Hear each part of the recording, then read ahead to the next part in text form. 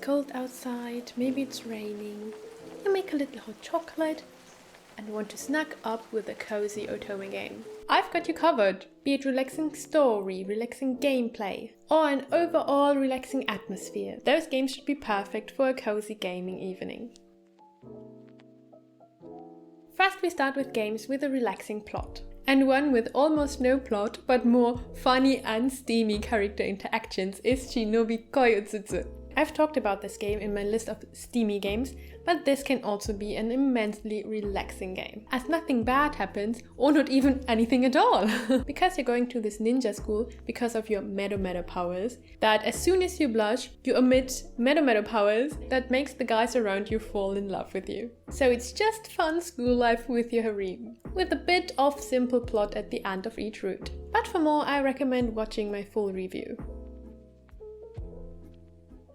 My second choice might surprise you, but I think the common route, at least of Radiant Tale, is actually quite cozy. It's like the Disney movie of Otome games, just so wholesome and emotional. And at least in the common route, nothing bad happens. It's just a cute emotional journey with your friends. Until then, only the character routes get extremely angsty.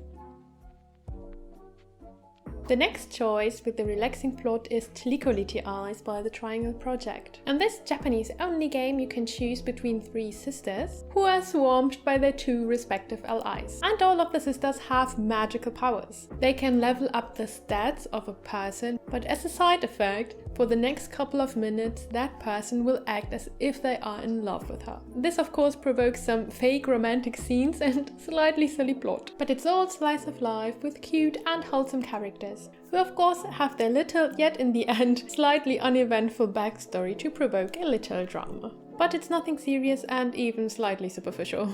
The biggest fun of the game are the fake romantic scenes and the great voice acting. Like Akaza from Olympia Soirée, Benkei from Yunohana, Shin from Amnesia, or Lupin from Code Realized. And not only does one LI fall for you, but there are also threesome endings, where you just can't decide between them and stay in a weird friendship relationship with them, though both of the guys are in love with you. So definitely a very comfortable and safe game if you just want a short, sweet, simple love story. But maybe you're the type of gamer who relaxes over gameplay. Then I have 4 different recommendations for you. Though most of the gameplay Otome games are only in Japanese, though there's one with an English fan translation. The Japanese game Arcana Familia has a mixture of passive gameplay combined with real-time reaction tasks sprinkled in. You do have a little map feature where you choose your next character to talk to, and that's all you do day in and day out. There is a very long morning and evening animation. You could describe as boring, but if your goal is to wind down, I think the slow pacing of the storytelling is perfect. The game is built of little episodes with the characters, and something like a plot is almost non-existent. Just 3 times in a route you are asked to fight and press a button at the right moment, and that's it. So you just spend your time walking around, keeping the city safe, as part of the friendly mafia, and even the romance is pretty low-key. The story of Arcana Familia is that you're the daughter of a mafia boss, and suddenly your father wants you to marry, and the one who you will marry will be decided in a big fight. But because you're not Princess Peach, you will also fight for your own, and decide for your own who you want to fall in love with. More active yet strangely calming is the gameplay in Toraware no Palma. In the story, you get assigned as a counselor for a man with amnesia and have to interact with him through a glass screen. This can mean just talking to him or even touching him. You will walk around the island to chat with the neighbors and to find out more about the mysterious incident. Meanwhile, you chat with your client on your phone in real time and can send him gifts or watch him through the security cameras all day long. To be honest, the whole topic of the game was too heavy for me. And I do have significant moral concerns regarding this whole operation, and thus didn't even finish one route. But setting that aside, the gameplay is indeed like a mobile game. And apparently there are no real bad endings, just different endings corresponding to your actions. So a game with a low risk, no pressure, just a melancholic, calm story.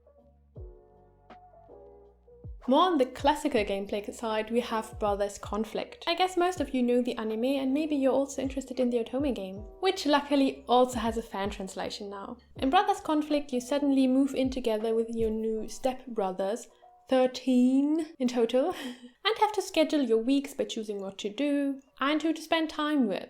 Watch some cute animations play out, have a nice chat with your new family, or go on a cute date with your chosen character. There also is not much story but mainly episodic interactions, and a bit of background story to the characters. But apart from one, all are very sweet and wholesome. And no bad endings will surprise you in this game. It is relatively slow paced with only interactions at the weekend, and the rest of the game is waiting for your stats to rise. A similar scheduling and stat raising mechanic has Wand of Fortune, where you go to magical school as a bright yet slightly chaotic little witch. This used to be in English as a mobile port, but has been taken down a few months ago. Every LI finds a specific combination of talents attractive, so you have to attend different classes to win their love. Meanwhile, you can investigate the mysteries of your Hogwarts-like school, or win against the characters in card battles to unlock additional CGs. With the scheduling mechanic, half of the gameplay time is spent waiting for the animations to play out or skipping through repeated dialogue of your daily school life, which I described as honestly annoying in my review. The romance though is cute and wholesome, very much like school kids tend to fall in love. The story only gets relevant in the last chapter of each character route, and mostly is admittedly cute as well. Only 2 characters are rather angsty or even dark, so you might want to stay away from them for your relaxed evening. I can definitely relax with my patrons having my back. Thank you so much. And if you also want to get early access or Japanese learning resources, you can also consider becoming my patron. You can buy my beautiful Otome shirts or use the affiliate links in my description to directly buy the games from Amazon Japan. But I also always enjoy reading your comments, so thank you for your support in whichever way. Now to my top 3 cozy games with the most relaxing atmosphere overall. And at least one of the picks will come as a surprise, because place 3 takes Kimi Yuki. After my review, where I said it's one of the worst Otome games, how could it end up so high on this list? Because it is so boring and everything that happens is of no consequence. It's almost funny and relaxing. Nothing happens, and if you leave out the bad endings, everything is smooth sailing. The plot is straightforward with few surprises. The romance stays, let's say, child-friendly. But what I consider the most cozy and relaxing about this game is the winter atmosphere. The soundtrack is so soothing and calming, and the snow scene so dreamy. It gives relaxed solitude vibes, which makes it a perfect game to turn off your brain and enjoy some beautiful art. Place 2 takes one of my favorite games, which isn't exactly a happy game, and bad things do happen, like violence and death. But for some reason, I find this game relaxing. It's my go-to relaxation game to feel comfortable and at home. And this game is Nil Ado no Otome, that so far is only available in Japanese. In the story, you start hunting for cursed books that influence the reader's mind and might drive them to commit suicide or crimes, after the heroine's brother almost was killed by a cursed book. You see, the description doesn't exactly scream cozy game, but the pacing of the story is so relaxed, just walking around, looking for books, flirting with your colleagues. And yet it never gets boring, as still always something romantic or relevant for the plot is happening. You'll also notice Satoi's soft and dreamy art style with a super soothing and relaxing jazzy soundtrack that makes me fully immersed in this fantasy Taisho era.